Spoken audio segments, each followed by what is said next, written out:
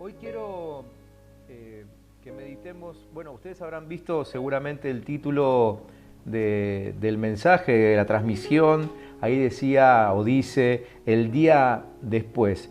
Y quisiera que pensemos juntos, unos minutitos, en el día en que este encierro con propósito termine. Y por favor, no lo malentiendan. No vengo con un decreto, un anuncio presidencial. Aún me encantaría poder traer algún anuncio presidencial en este momento y decir, bueno, se decretó que ya está, se terminó la enfermedad.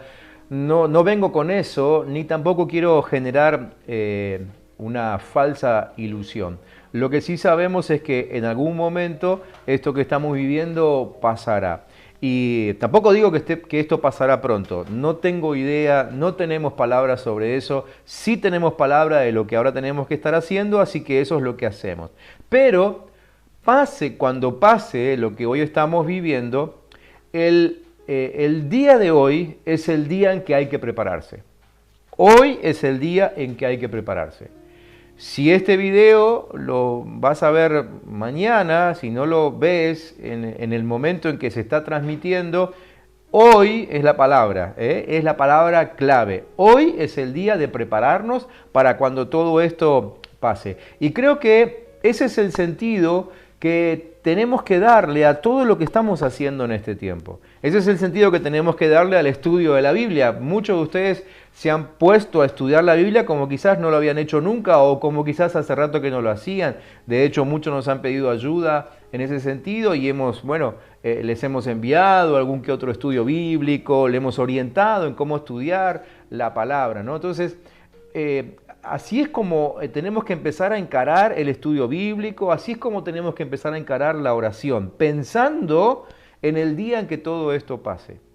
El día que todo esto pase no va a ser el día adecuado para decir, bueno, ahora veo cómo me las arreglo, ahora veo qué hago saliendo de nuevo a la calle. No, el tiempo para hacer eso es hoy. Y cuando el Señor diga, bueno, listo, pueden salir, entonces en ese momento ya saldremos con su palabra asimilada en nosotros a actuar sobre lo que Dios nos pida hacer en ese momento. Es decir, no es cuestión de simplemente decir, bueno, ya veremos, como solemos hacer a veces, ¿no? Ya veremos qué hago el día que todo esto pase. Si eso sucediera, les aseguro que cuando todo esto pase, si recién entonces empezamos a prepararnos, vamos a quedar muy atrás en la cola, porque ya hay muchos que lo están pensando. Hay instituciones, hay gobiernos, hay empresas, ¿sí?, que ya están pensando en el día que todo esto termine. Y no sea cosa de que nos pase como nos ha pasado otras veces, ¿no? Que los injustos o aquellos que no creen en Dios se terminen quedando con las bendiciones que nos corresponden a nosotros por no habernos preparado a tiempo. Entonces, insisto, hoy es el día de empezar a prepararnos para cuando todo esto pase. Ese es el sentido del título de esta transmisión, el día después, ¿sí? Entonces, quiero volver al texto que el Señor nos mostró para este tiempo y repasar un poco qué es lo que pasó con aquellos judíos de los cuales se habla en el libro de Esdras. Veníamos leyendo, el domingo pasado terminamos leyendo algunos versículos del capítulo 6 de Esdras. Y bueno, como recién también lo mencionábamos, apareció ese famoso decreto que habilitaba a los judíos a reconstruir el templo. Entonces, inmediatamente se reactivó esa construcción y terminamos leyendo el pasaje, el domingo pasado, donde dice que el templo finalmente quedó construido, como el Señor lo había dicho. Así que hoy quiero avanzar en la lectura y comentarios en medio de la lectura a partir del versículo 15, es decir, cuando ya la reconstrucción queda terminada. Si tienen su Biblia me pueden seguir, si no, bueno, las placas con los textos bíblicos aparecerán allí en la pantalla y la verdad es que preferiría que hoy en todo caso tomen nota, porque les voy a mencionar algunos puntitos que son aquellos en los cuales tenemos que trabajar en este tiempo. ¿Sí? Así que dentro de lo que puedan, tomen nota. Algunos toman nota con el celular, otros toman nota en papel con virome. Háganlo como ustedes quieran, pero sería bueno tener un listadito de cosas que entiendo Dios espera de nosotros en este tiempo. Así que comienzo leyendo Esdras capítulo 6, desde el versículo 15 e iremos parando en los distintos versículos. Dice allí que la reconstrucción del templo concluyó el tercer día del mes de Adar del sexto año del reinado de Darío. Ese día los israelitas, los sacerdotes y los levitas y todos los que habían vuelto del cautiverio celebraron con gran alegría la dedicación del templo de Dios, y hacemos la primera parada. En ese versículo 16, lo que vemos allí se habla de una celebración, ¿no? Hicieron una celebración. Y entonces entiendo esto, que el espíritu de celebración estaba provocado por la expectativa que ellos tenían. O sea, lo que necesita ese espíritu de celebración para que se manifieste es expectativa. Ellos celebran porque había una expectativa. El pueblo de Israel tenía muy alta su expectativa. Bueno, probablemente su relación con la palabra de Dios en aquel tiempo era diferente. Ya sabemos que no todo el mundo tenía acceso a una Biblia como nosotros hoy. Entonces la transmisión oral era fundamental y los papás se encargaban de que los hijos no olviden y aprendan de memoria cada uno de los decretos de Dios. Entonces, como Dios les había hablado acerca de la reconstrucción del templo y ellos sabían que lo que Dios dice se cumple, ellos mantenían la expectativa muy alta de que llegaría el momento en que otra vez verían el templo reconstruido. Digo otra vez porque ese templo había sido construido en época de Salomón. Las condiciones eran totalmente distintas. Con Salomón eran libres, Salomón tenía una riqueza increíble, había hecho el templo de una manera fantástica, pero ahora ellos estaban en esclavitud, era otro pueblo, era otro tiempo, ¿no? Y otro pueblo los había cautivado, los había esclavizado. Pero a pesar de todo eso, el pueblo de Israel siempre mantenía su expectativa muy alta respecto de la finalización del templo. Y si ustedes estuvieron siguiendo las transmisiones anteriores, ya saben que cuando mencionamos templo, y por eso usamos esta historia, estamos hablando de nosotros mismos. Porque en aquel tiempo Dios le decía a ellos que construyeran un templo para que Él pudiese habitar ahí. No había forma de que ellos entendieran la simbología en aquel tiempo. Todavía el Espíritu Santo no había descendido, era bastante complicado. Otro día les explico sobre eso. Pero hoy nosotros que tenemos Espíritu Santo de por medio, el cual nos explica todas las cosas, entendemos que Dios no espera un templo de piedra de ladrillos, sino que nosotros somos el templo en el cual Dios quiere habitar. Entonces, el pueblo de Israel tenía muy alta la expectativa de que el templo se construyera al fin, porque Dios iba a vivir ahí. Si nosotros en este tiempo no nos alimentamos de la realidad de que Dios está en control de todo, no podremos generar expectativa. Porque la expectativa es el fruto, es el producto de mi consumo. ¿Sí? Quizás quieras anotar esa definición, ¿no? La expectativa es el producto de mi consumo. Es decir, yo tendré expectativa en función de lo que he consumido. Me refiero sobre todo a lo que consumo con mis pensamientos, lo que consumo leyendo, lo que consumo viendo, oyendo.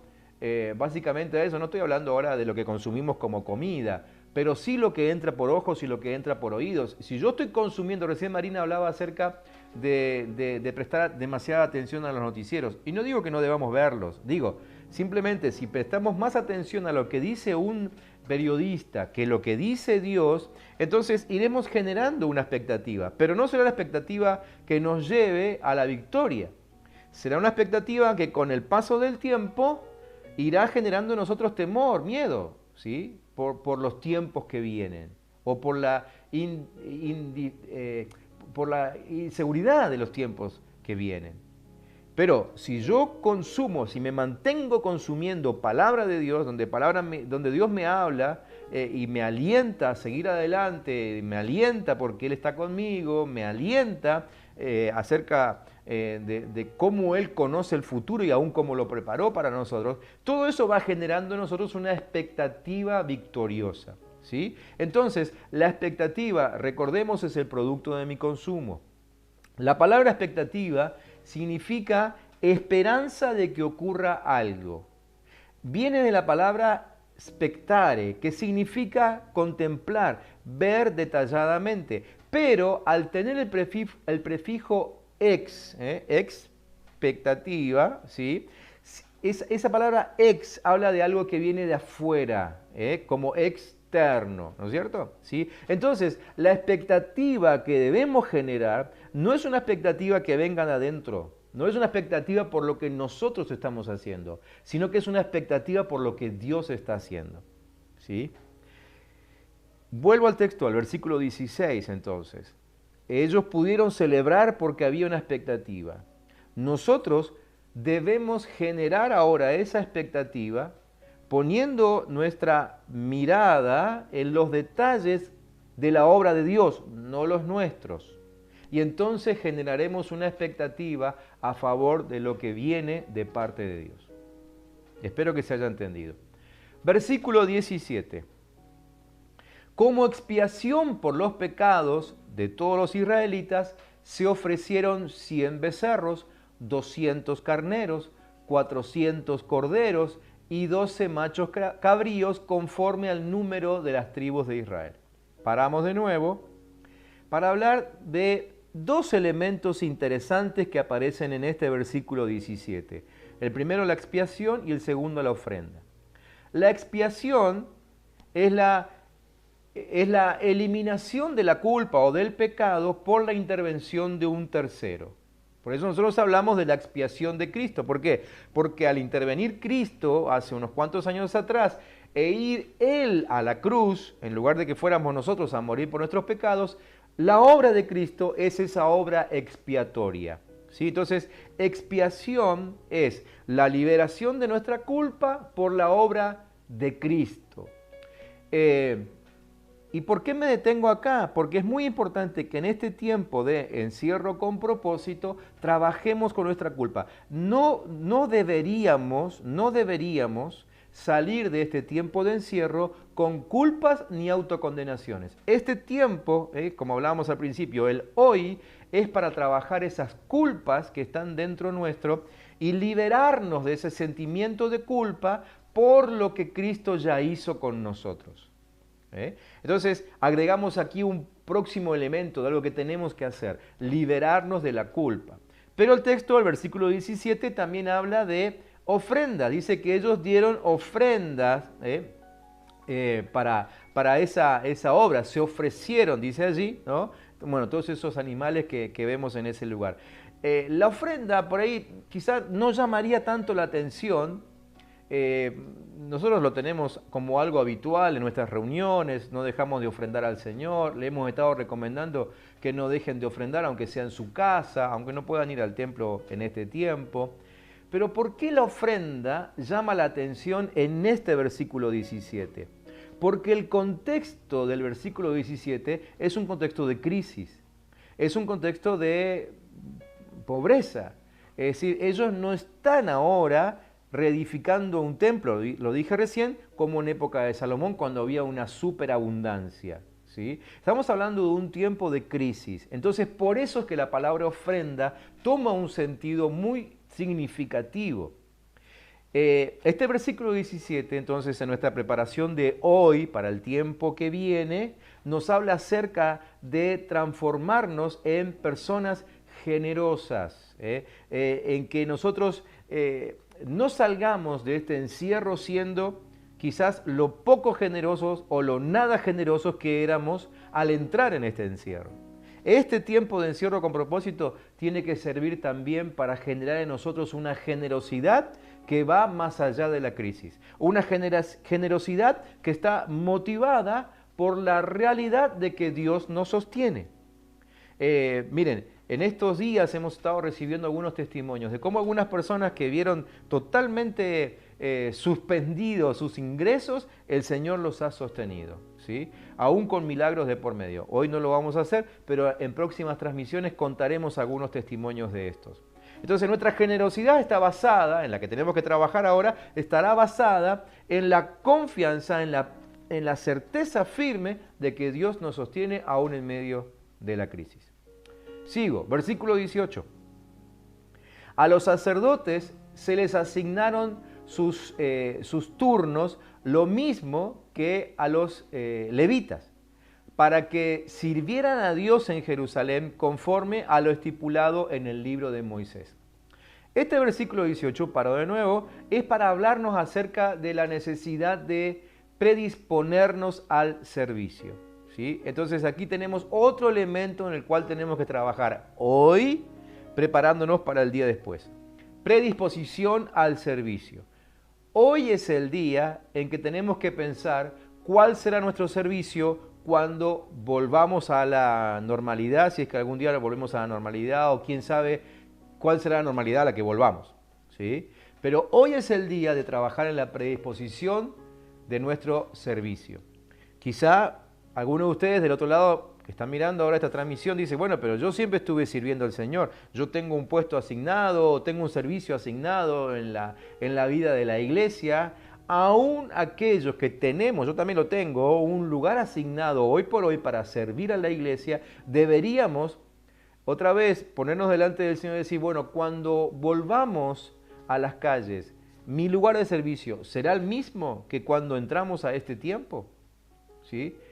Este texto dice que fueron asignados por turnos, era algo que hacía mucho que no se hacía, décadas, ¿sí? Que no se hacía.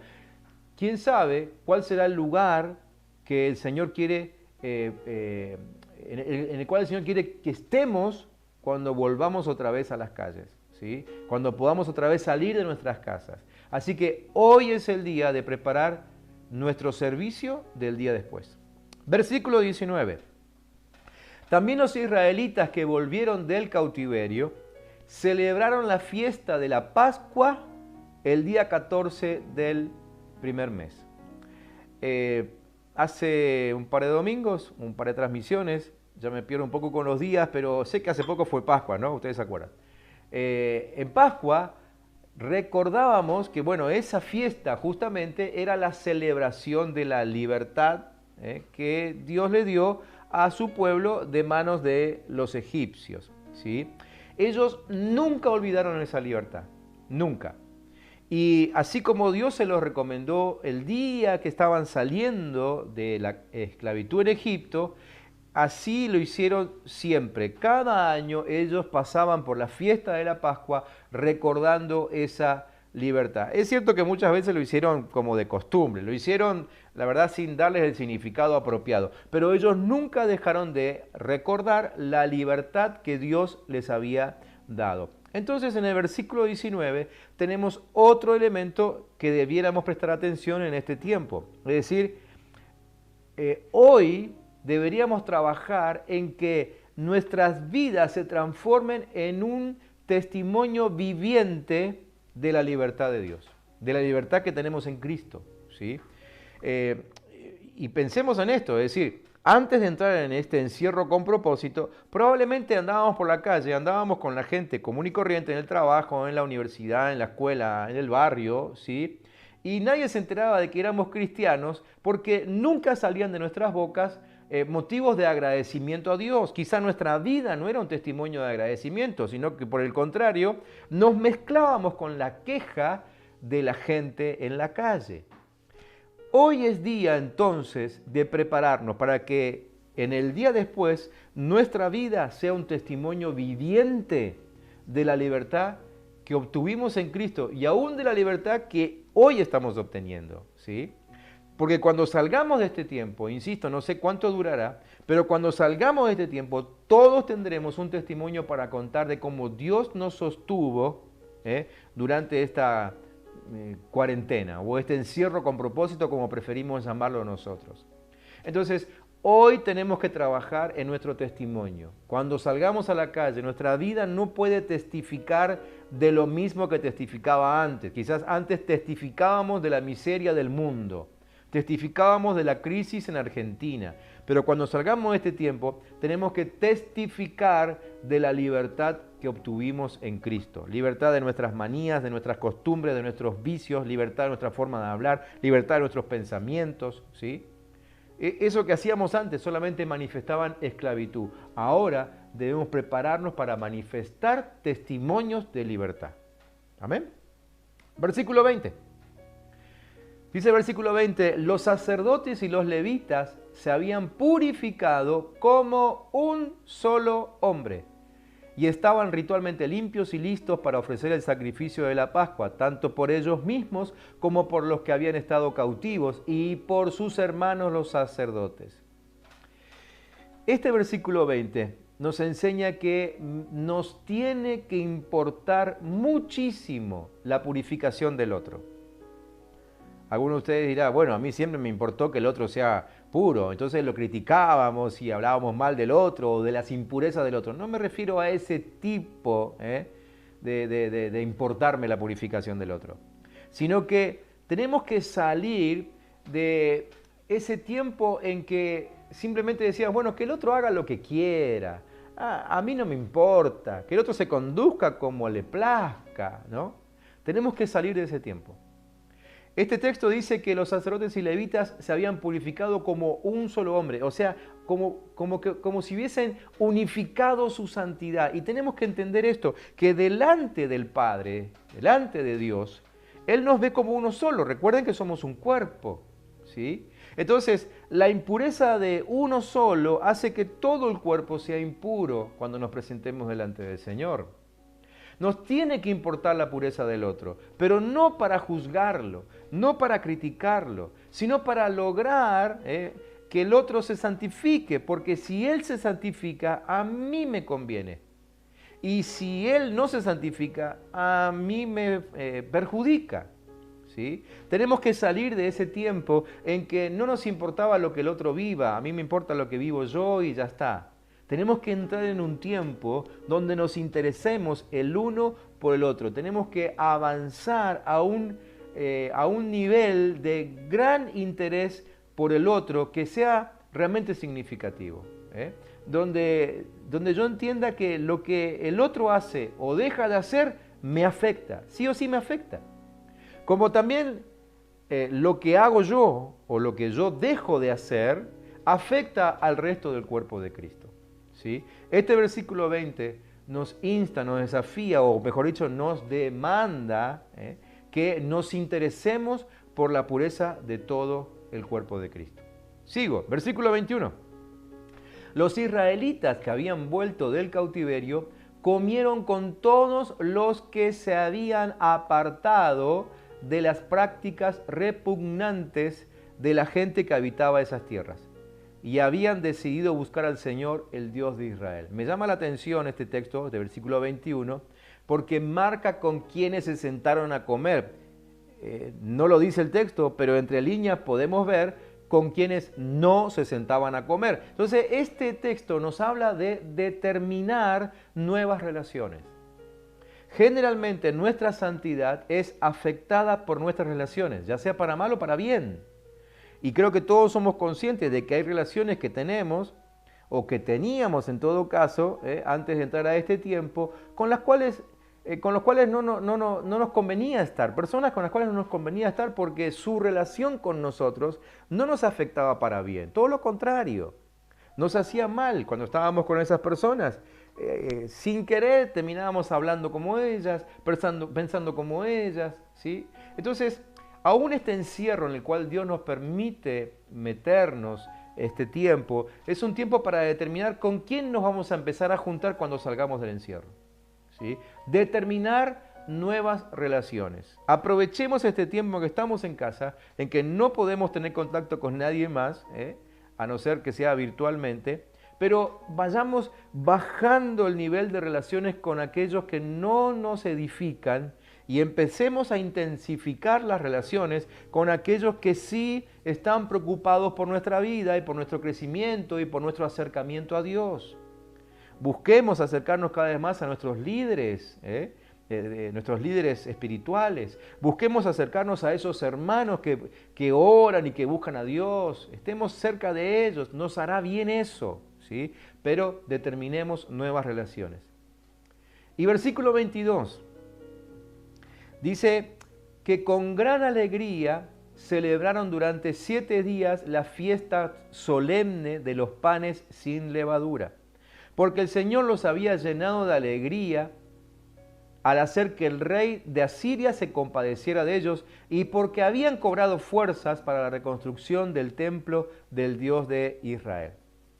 También mencionamos hace unas transmisiones atrás, cuando hablábamos de Pascua, que en medio de la fiesta de la Pascua había otra fiesta, que era la fiesta de los panes sin levaduras. Para no entrar en detalle, ellos se pasaban toda una semana entera buscando restos de levadura en sus casas. ¿Sí? Nosotros hoy quizá no tenemos tantos restos de levadura, o en todo caso, si tenemos levadura, generalmente lo tenemos en un solo lugar, o la heladera o la alacena, pero de ahí no sale. ¿Por qué? Porque no solemos preparar ni el pan, ni la factura, ni nada en casa. Generalmente eso se compra hecho. Son muy pocos los que hacen todo tipo de panificados en sus casas. Entonces, la levadura siempre está en un solo lugar. Entiendo que como ellos todo lo tenían que hacer en casa, la levadura podía estar desparramada por cualquier lugar. Entonces se tomaban una semana entera para buscar levadura. ¿Por qué levadura? ¿Es que había algo malo en la levadura? No, la levadura en sí no era mala, pero era para ellos símbolo de corrupción. La levadura simbolizaba la corrupción. Así como la levadura puede dar la apariencia de que tenemos delante nuestro una gran masa, pero en realidad no es tan grande, ustedes lo saben. Yo no soy de hacer pan, pero he visto como mi esposa o mis hijas hacen aquí en casa, de un pequeño trocito así de masa, de pronto cuando sale del horno ha crecido 2 o 3 veces. Entonces la levadura es símbolo de aquello que exagera, símbolo de corrupción, ¿sí? Entonces ellos se pasaron 7 días, dice aquí el texto, buscando o entrando en esa fiesta en la cual lo que hacían era buscar levadura y sacarla, como un símbolo de que sacaban de su vida todo tipo de corrupción. Hoy por hoy tenemos que trabajar en sacar de nosotros todo tipo de corrupción. Hoy es el día ideal para hacerlo. Podemos salir menos a la calle, quizás estamos menos distraídos con cuestiones diarias, podemos tomarnos quizás algunos tiempos más prolongados de oración, de lectura bíblica, de dejarnos confrontar por el Señor, ¿no? Entonces, aprovechemos este tiempo. Hoy es el día de sacar la corrupción de nosotros. Pero algo que me pareció muy interesante en el texto es cuando dice que ellos lo hicieron porque Dios los había alegrado con la noticia de que el rey de Asiria se compadeciera de ellos. Ellos hicieron esa fiesta, llevaron adelante esa fiesta de la levadura, ¿sí? O de los panes sin levadura en realidad. ¿Por qué? Por agradecimiento y por reconocimiento del amor y de la misericordia de Dios. Así que, ¿qué hacemos hoy? Hoy intentamos con todas nuestras fuerzas de sacar toda corrupción de nosotros por amor a Cristo, ¿sí? Si lo hago por mí, probablemente parte de esa corrupción me interesa no soltarla. Quizás haya alguna corrupción en la cual estoy metido y me gusta hacerlo, pero por amor a Cristo, por amor a su misericordia, ¿sí? Por amor a la libertad que Él nos dio y que nos sigue dando día a día y que la estamos comprobando hoy más que nunca. Por amor a Él, metámonos en su secreto y saquémonos de encima todo tipo de corrupción. Entonces, hoy es el día para prepararse para el día después. Hoy es el día. Hoy tenemos que trabajar en todo esto que el pasaje nos insta. Va a aparecer ahora una placa donde van a tener resumidos estos 8 elementos en los cuales debiéramos trabajar. Quizás prepares tu celular ahí y le saques una foto a la pantalla, ¿sí? Pero para que te quede bien en claro en qué deberíamos trabajar hoy, pensando en el día después.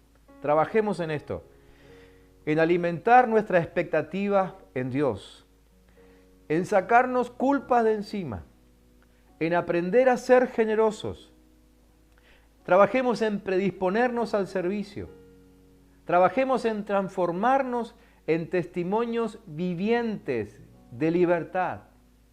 Trabajemos en abandonar el egoísmo y el desinterés por el crecimiento del otro.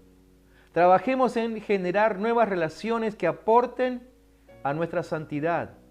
Trabajemos y ocupémonos esforzadamente por deshacernos de la corrupción. Si estamos pensando en el día después, esto es lo que hoy debemos hacer. El día después será el resultado de lo que hoy trabajemos. Cuando la noticia venga de nuestros gobernantes de que la cuarentena se terminó, de que podemos volver a nuestra vida normal, a nuestros trabajos, a nuestros estudios, ese día después nos tiene que haber encontrado a nosotros, hijos de Dios, habiendo trabajado en esto, habiendo hecho esto. Así que déjame que ahora ore pidiendo al Señor que Él nos bendiga en esta tarea. Tenemos tarea para hacer. Como les dije, no sé cuánto más va a durar este encierro, pero es un encierro con propósito.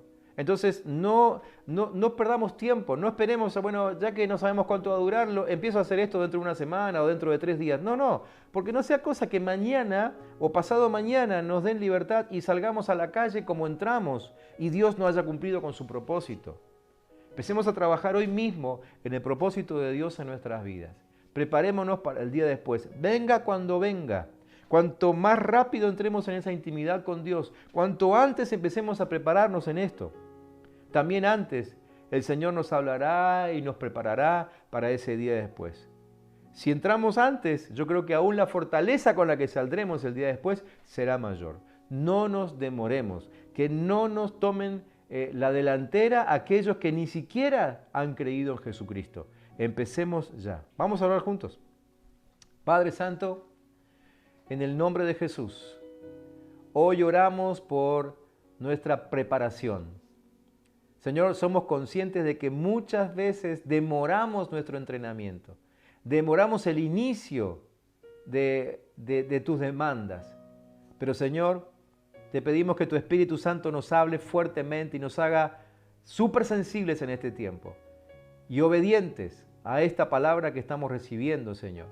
Señor, en el nombre de Jesús, que en nosotros haya esa intención de trabajar en estos elementos que el pasaje hoy nos ha mostrado, para que cuando llegue el día después y podamos otra vez salir a la calle, Señor, el mundo, no solamente tú, sino aún el mundo nos encuentre preparados para atenderlos con mucha generosidad, atenderlos con predisposición al servicio, atenderlos con santidad, Padre Santo, atenderlos con expectativa en tus milagros, en lo que tú vas a hacer, atenderlos, Padre, sin mezclarnos con la corrupción del mundo, porque ese día, ni hablar que el mundo buscará ser corrupto porque no encontrará otra forma de salir adelante de los pozos en los cuales ahora quizá está cayendo.